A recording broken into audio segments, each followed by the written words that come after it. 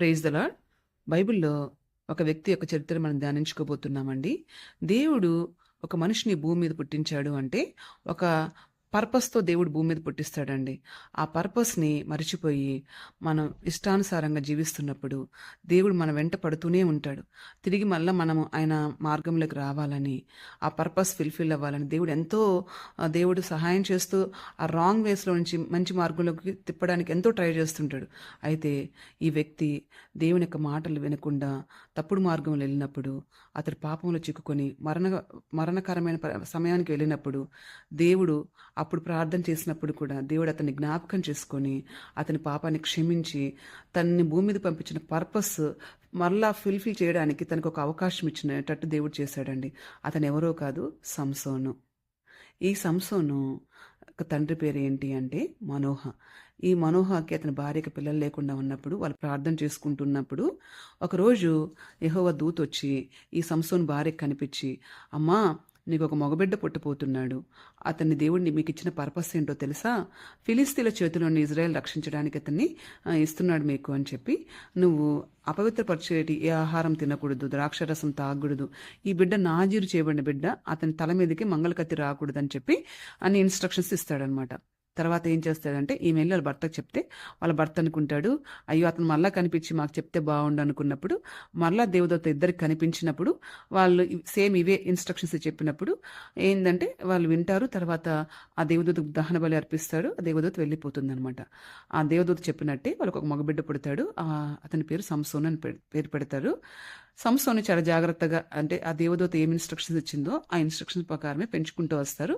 సంసోనికి పెళ్లి వయసు వచ్చినప్పుడు ఇప్పుడు అతని పట్ల దేవునికి ఉన్న ప్రణాళిక నెరవేరడం స్టార్ట్ అవుతుందన్నమాట. ఈ సంసోన్ స్టోరీ ఎక్కడుందంటే న్యాయాధిపతుల గ్రంథంలో 13, 14, 15 అధ్యాయాల్లో ఉందన్నమాట.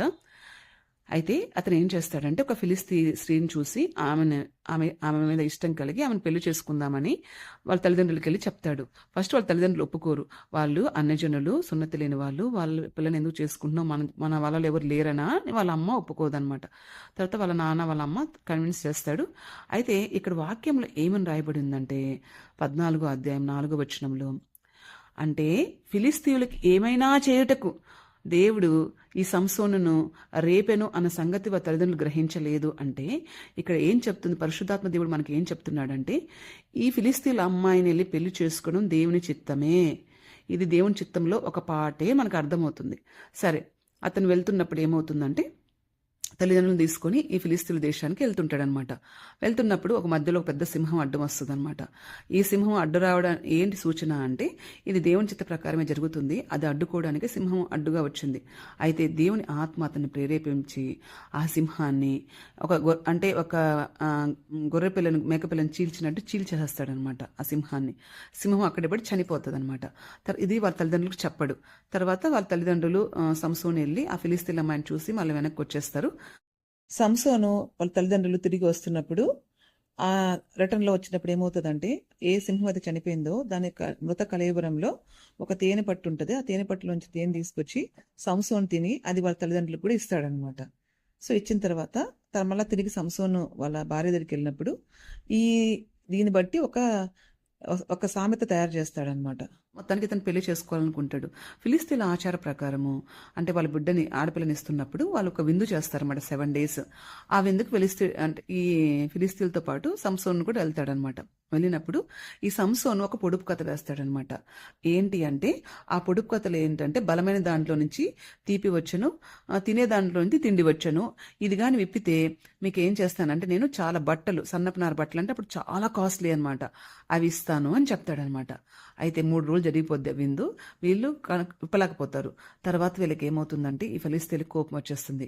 అరే, మనం ఇప్పుడు ఇంత లాస్ అయిపోతున్నాము, ఈ అమ్మాయి వెళ్ళి వాణి పెళ్లి చేసుకోవడం ఏంటి, మధ్యలో మనకి నష్టం ఏంటి అనుకొని వాళ్ళు ఏం చేస్తారంటే ఆ అమ్మాయి దగ్గరికి వెళ్ళి మర్యాదగా నీ భర్తని ఒప్పించి దాని సమాధానం మాకు చెప్పు, లేదంటే నేను చంపేస్తాము అంటారు. ఆ పాప ఏం చేస్తుంది, ఇంకా శుభమాన్ పెళ్లి చేసుకుని ఏం చేస్తుందంటే రోజు వెళ్ళి ఆ సంసోన్ అడుగుతూ ఉంటుంది. సంసోన్ ఏమో ఆన్సర్ చెప్పడు. ఇంక రోజు ఏడుస్తూ ఉంటే లాస్ట్ తట్టుకోలేక ఆన్సర్ చెప్తాడనమాట. అది వెళ్ళి ఫిలిస్తీన్లు వెళ్ళి సంసోన్కి చెప్తారు. సంసోన్కి అర్థమైపోయింది ఏంటి నా భార్య ద్వారా వీళ్ళు తెలుసుకున్నారని. కానీ ఏం చేస్తాడు, మాట ఇచ్చాడు కదా, ఇతడు ఏం చేస్తాడంటే దేవుని ఆత్మ వల్ల అతన్ని ప్రేరేపిస్తే 30 మంది ఫిలిస్తీన్లను చంపి వాళ్ళ డబ్బులు దోచుకొని ఆ డబ్బులతో వీళ్ళకి బట్టలు తీసుకొచ్చి ఇస్తాడనమాట. ఇచ్చిన తర్వాత ఇంకా కోపం వస్తుంది ఎవరి మీద, వాళ్ళ భార్య ఇప్పుడు తప్పు చేసినట్టే కదా. సో వెళ్ళిపోతాడు ఇంకా ఎవరు, సంసోను. అప్పుడు ఏమవుతుందంటే ఈ ఈ సంసోన్ భార్య వాళ్ళ నాన్న అంటే ఆ సంసోన్ వాళ్ళ మామ ఏం చేస్తాడంటే, ఇంకా సంసోను కోపం వచ్చి వెళ్ళిపోయినాడు, ఇంకా వాళ్ళ భార్య దగ్గరికి రాడనుకొని ఆమెను ఏం చేస్తాడంటే ఈ సంసోన్ యొక్క ఫ్రెండ్కి ఇచ్చి పెళ్లి చేస్తారనమాట. సరే సంసోన్ వెళ్ళిపోయిన తర్వాత కొద్ది రోజులకి తన భార్య దగ్గరికి వెళ్ళాలనుకుంటాడు, వస్తాడనమాట. వస్తే ఏం చేస్తుంటాడు ఇక్కడ, వేరే ఆయనకి ఇచ్చి అమ్మాయిని పెళ్లి చేస్తుంటాడు కాబట్టి చెప్తాడు స్టోరీ అంతా ఎవరు, సంసోన్ వాళ్ళ మామ. ఇంకా కోపం వస్తుంది చూడు సంసోన్కి. ఇప్పుడు నేను మీకు హామ్ చేయడానికి నాకు ఎలిజిబిలిటీ వచ్చింది, నా భార్యను తీసుకెళ్ళి వేరే వాడికి కట్టిస్తావు, తప్పు కదా ఇది, నన్ను అడిగావా, అడగకుండా నువ్వు ఎట్లా చేస్తావు అని చెప్పి ఏం చేస్తాడంటే కొన్ని నక్కలు తీసుకొని వచ్చి ఆ నక్కల తోకలకి కట్టి దివిటీలు కట్టి ఈ ఫిలిస్తీన్ తోటలోకి పంపించేస్తాడనమాట. పంపించంగానే ఏమవుతుందంటే ఈ అగ్నికి ఆ పంట అంతా కాలిపోద్ది. ఇంకా ఫిలిస్తీన్కి ఎంత కోపం వస్తుందంటే ఇదంతా ఏంది అని, ఎందుకు చేశాడు సంసోన్ అంటే స్టోరీ అంతా తెలుసుకున్నాడు. అప్పుడు ఏం చేస్తారు ఈ ఫిలిస్తీన్లు, ఈ అమ్మాయి వల్లే కదా, ఈ అమ్మాయి తండ్రి వల్లే కదా ఎంత మనకు నష్టం వచ్చిందని ఆ అమ్మాయిని తండ్రిని ఆ ఇంటిని అగ్నితో కాల్చేస్తారు. మళ్ళా సంసోన్కి ఏమవుతుంది, నా భార్యని చంపుతారా అని చెప్పి మళ్ళా కోపం వచ్చి సంసోన్ ఏం చేస్తాడు, మళ్ళా వాళ్ళని అంటే ఈ తుంటే అంకులు ఎరగొట్టి పిచ్చి పిచ్చిగా కొట్టి చంపేస్తాడు అనమాట చాలా మందిని. హెబ్రోన్లో అంటే ఇజ్రాయెల్ దేశంలో ఉన్నప్పుడు కొంతమంది ఈ ఫిలిస్తీన్లు ఏం చేస్తారంటే లేహీకులో ఉన్న ఈ యూదుల యొక్క పంటని దోచుకోవడానికి అంటే వాళ్ళ మీదకి వస్తారనమాట. అయ్యా మీరు ఎందుకు మా మీదకి వచ్చారు అని అడిగినప్పుడు ఈ సంసోన్ ఇలా చేశాడు, మాకు అతన్ని అప్పచెప్పండి అని చెప్తారనమాట. 3000 మంది ఇజ్రాయెల్ వెళ్ళి బండ సందులో ఇతను ఉంటాడనమాట. బాబు నేను అప్పచెప్తాము, వాళ్ళు ఇట్లా వచ్చారు మా మీద కంటే, ఇక్కడ సంసోన్ భయపడినట్టు యాక్ట్ చేస్తాడండి. తర్వాత అతన్ని తాళతో కట్టి తీసుకుని వెళ్తాడనమాట. తీసుకుని వెళ్ళంగానే మళ్ళీ పరిశుద్ధాత్మ దేవుడు ఏంటంటే ఆత్మ రూపంలో దిగొస్తాడు అతని మీదకి. అతడు ఏం చేస్తాడంటే అక్కడ పచ్చి గాడిద దవడ ఎముకుంటుంది, అది తీసుకొని కొట్టి వాళ్ళని 2 కుప్పలుగా చంపి పడేస్తారు. ఎంతమంది చంపేస్తాడు ఆ గాడిద ఎముకతో అంటే 1000 మందిని చంపినట్టు బైబిల్లో ఉంటుంది అనమాట. సో చంపేస్తాడనమాట. చంపేసిన తర్వాత ఏంటంటే అతడు చాలా అలసిపోయి దాహం వేస్తుంటుంది బాగా, దాహంతో నేను చనిపోతానేమో అనుకుంటాడు. వెంటనే దేవుడి దగ్గరికి వెళ్ళి మొరపెడతాడు, అయ్యా నాకు ఇంత విజయం ఇచ్చావు నువ్వు, ఈ చిన్న ఈ గాడి దవడతో ఇంత విక్టరీ నాకు ఇచ్చావు, నాకు నీరు లేకపోతే నేను చచ్చిపోతానయ్యా ప్రార్థన చేస్తున్నా. నీటి ఊటను అక్కడ పుట్టించి సంసోన్ని దేవుడు అని ప్రొటెక్ట్ చేస్తాడనమాట. ప్రొటెక్ట్ చేసిన తర్వాత మరలా ఏమవుతుందంటే ఇంతవరకు సంసోన్ జీవితంలో దేవుని చిత్త ప్రకారమే అన్నీ జరుగుతూ వచ్చినాయి. ఇక్కడి నుంచి తన జీవితంలో అంటే రాంగ్ స్టెప్స్ అనేవి వేయడం మొదలవుతాయన్నమాట. ఇప్పుడు దేవుని చిత్త ప్రకారమే అతడు ఫిలిస్తీన్ అమ్మాయిని పెళ్లి చేసుకున్నాడా, ఆ అమ్మాయి చనిపోయింది. దేవుడి దగ్గరికి మళ్ళీ అడగాల, అయ్యా నా జీవితం ఇట్లా అయిపోయింది, ఆ అమ్మాయి చనిపోయింది, ఇప్పుడు నేను ఏం చేయాలి, నేను ఏ అమ్మాయిని పెళ్లి చేసుకోవాలి, నేను ఇప్పుడు ఇజ్రాయెల్ అమ్మాయిని పెళ్లి చేసుకోవాలా, ఇంకేం చేయాలని దేవుడి దగ్గర విచారం చేయొచ్చా? అయ్యా నాకు ఒక స్త్రీని, అయ్యా నాకు భార్యగా ఉండడానికి నేను ఒక్కడిని ఉండలేకపోతున్నాను దేవుడిని అడగొచ్చా? ఇక్కడ అలా చేయకుండా అక్కడ దాహం వేస్తే దేవుడు నీళ్ళు అడిగాడా? దేవుడు వెంటనే నీటి ఊటనిచ్చి అతని ప్రాణాన్ని కాపాడా? ఇప్పుడు తనకు భార్య కావాలంటే దేవుడు భార్యని ఇవ్వడా?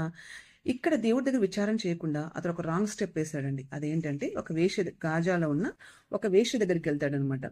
వేశ్య దగ్గరికి వెళ్ళినప్పుడు ఈ ఫిలిస్తీన్లు అంటే ఈ సంసోన్ ఒక వేశ్య దగ్గరికి వెళ్ళాడని తెలుసుకొని అతన్ని బంధించేసి తనని చంపేయాలనుకుంటారు.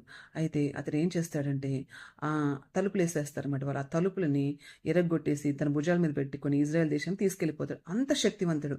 సరే అక్కడి నుంచి ఇతడు ఏం చేస్తాడంటే సొరోకులో లోయలో ఒక అమ్మాయి ఉంటుంది దెలీలా అని, ఆ అమ్మాయి కూడా వేశ్య. మళ్ళీ ఆ వేశ్య దగ్గర నుంచి ఇంకొక వేశ్య దగ్గరికి వెళ్తాడనమాట. ఈ దెలీలా దగ్గరికి వెళ్ళినప్పుడు ఈ దెలీలా దగ్గరికి ఈ ఫిలిస్తీన్లు వెళ్ళి అతను పట్టిస్తే మేము నీకు చాలా డబ్బులు ఇస్తాం అని చెప్తారనమాట. అప్పుడు ఏం చేస్తాడంటే అంటే మెయిన్గా ఏంటంటే ప్రతి ఒక్కరూ 1000-100 వెండి నాణ్యాలు నీకు ఇచ్చేదము అని చెప్తారు. అయితే ఆమెకు చాలా ఇది ఫైనాన్షియల్ డీలింగ్ కదా, చాలా ఎక్కువ డబ్బులు వస్తుంది. సో ఆమె ఏం చేస్తుందంటే ఈ సంసోన్తో ఏం చెప్తుందంటే, అయ్యా నీ శక్తి ఎక్కడుందో నాకు చెప్పు అంటది. 3 సార్లు ఫెయిల్ అవుతాడు అనమాట. ఫస్ట్ ఏం చెప్తాడు, నివరంజి చువలతను కట్టేస్తే నా శక్తి అంతా పోద్ది అని చెప్తుంది. అలాగే చేస్తుంది, కానీ ఇది అబద్ధం కాబట్టి అలా జరగదు. రెండోసారి ఏంటంటే కొత్త తాళ్ళతో నన్ను కట్టేస్తే అని చెప్తది. మూడోసారి నాకు జడలేస్తే నాకు శక్తి అంతా పోద్ది అంటది. ఈ 3 రకాలుగా చేస్తారు. కానీ 3 సార్లు ఫెయిల్ అయిపోతారు. ఇంక లాస్ట్‌కి ఏం చేస్తదంటే దెలీలా, "నువ్వు నాకు అబద్ధం చెప్తున్నావు. నన్ను ప్రేమించానని చెప్పి నన్ను మోసం చేస్తున్నావు. నాకు అబద్ధం చెప్తున్నావు" అని అతన్ని విసిగిస్తా ఉంటది. ఇక్కడ సంసోను, "అరే! ఇది నన్ను ఎందుకు విసిగిస్తుంది? దీని దగ్గరికి నేను ఎందుకొచ్చాను? ఛీ! ఇక్కడి నుంచి నేను లేచి ఎళ్ళిపోవాలి. దేవా నన్ను క్షమించు. ఇప్పటి వరకు నేను పాపం చేశాను. అనవసరంగా ఈ దెలీలా దగ్గరికొచ్చాను. నన్ను క్షమించయ్యా" అని దేవుడిని అడిగుంటే దేవుడు క్షమించేసి తనకు కొత్త జీవితం ఇచ్చుండేవాడా కాదా? ఇతను ఏమనుకున్నాడంటే ఆ అమ్మాయి విసిగిస్తుంటే తను చావగోరాడంట. తన హృదయంలో తను చావగోరాడు కాబట్టే దేవుడు ఏం చేశాడు? దేవుడి పరిస్థితిలోకి అలో చేశాడని నాకు అనిపిస్తది. మనం ఎటువంటి సిచ్యువేషన్‌లో కూడా మనం చావగోరాలని అనుకోకూడదు. ఆ సిచ్యువేషన్ మనం ఉండకూడదు. ఆ సిచ్యువేషన్ నుంచి మనం బయటికి రావాలి దేవుని సహాయంతో. ఆ పాపం నుంచి మనం బయటికి రావాలి దేవుని యొక్క శక్తితో. మనం దేవుడి దగ్గరికెళ్ళి ఒప్పుకొని పశ్చాత్తాపడి దేవుడు వెంటనే బయటికి తీస్తాడు. మనము అక్కడే ఉండిపోయి బయటికి రాకుండా నన్ను చంపేసి నాకేంది ఇది అని అనకూడదనమాట. సో, ఇక్కడ చేసిన తప్పు సంసోను ఇదే అనమాట. అప్పుడేం చేస్తదంటే, ఆ విసిగిస్తా ఉంటే అతను చావగోరి నిజం చెప్పేసేస్తాడు. నిజం చెప్పిన వెంటనే ఏం చేస్తది ఆమె? ఏం చేస్తది చెప్పండి? నిజం చెప్పేసిన వెంటనే ఏం చేస్తది? జుట్టు కత్తిరించి పడేస్తది. ఈ జుట్టు కత్తిరించిన వెంటనే తన శక్తి అంతా పోతది. తన సంసోను అనుకుంటాడు, వాళ్ళొచ్చి పడంగానే నేను మళ్ళా తిరిగి లేచి శక్తివంతుడినవుతాడులే అనుకుంటాడు. నిజం చూస్తే అలా జరగదు. అతని శక్తి అంతా పోతదనమాట. ఈ ఫిలిస్తీన్లు అతన్ని తీసుకొని పోయి తనేం చేస్తాడంటే తన 2 కళ్ళు పీకేసి, ఆ కళ్ళు పీకేసిన తర్వాత తననేందంటే రుబ్బే వ్యక్తిలాగా పిండి రుబ్బే వ్యక్తిలాగా చేస్తారనమాట. ఇక్కడ ఫిలిస్తీన్లు తన కళ్ళు పీకడానికి దేవుడు ఎందుకు అలో చేశాడంటే, ఈ కళ్ళతోనే చూసి అతను తప్పు చేశాడనమాట. స్త్రీలు చూసి ఇష్టపడ్డం ఏందండి? ఒక దేవుని ఆత్మతో నింపబడిన ఒక వ్యక్తికి ఆ బలహీనత ఏంటి?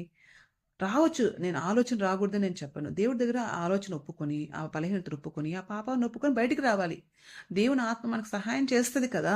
సో, ఇక్కడ అతను ఫెయిల్ అయ్యాడు. అందుకే తన కళ్ళు పోగొట్టుకున్నాడు. సరే. తను అక్కడ పశ్చాత్తాపడతా ఉంటాడనమాట.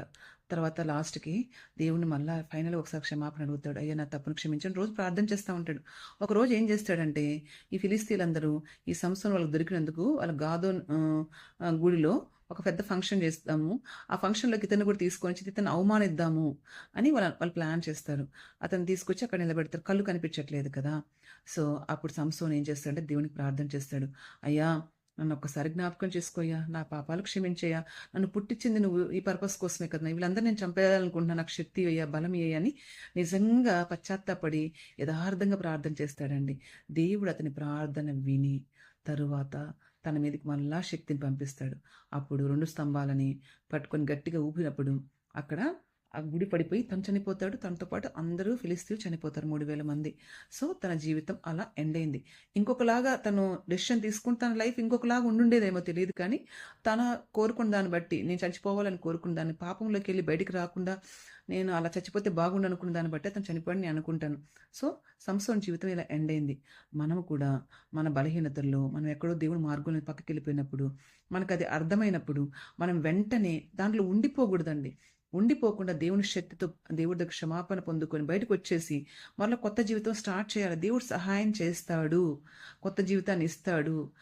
తన రక్తంతో కడుగుతాడు. మళ్ళా మనల్ని బలవంతులుగా చేస్తాడు. మరలా పాడైపోయిన పట్టణాలు ఆయన మళ్ళీ సరిచేస్తాడు. పాడైపోయిన జీవితాలను ఆయన సరిచేస్తాడు. తప్పులను క్షమించే దేవుడు, వేశ్యలను క్షమించే దేవుడు, పాపులను క్షమించే దేవుడు, సుంకరులను క్షమించే దేవుడు మనల్ని కూడా క్షమించడానికి సిద్ధంగా ఉన్నాడు. అయితే నువ్వు ఆ క్షమాపణ పొందుకోవడానికి నువ్వు సిద్ధంగా ఉన్నావా లేదా? ఇప్పుడు ఎవరైనా ఏదైనా ఇబ్బందుల్లో ఉంటే, తప్పుల్లో ఉంటే వెంటనే దేవుడి సన్నిధికెళ్ళి, దేవుడి శక్తితో మనం విడిపించబడి దేవుని మార్గంలో నడుద్దామా? Praise the lord.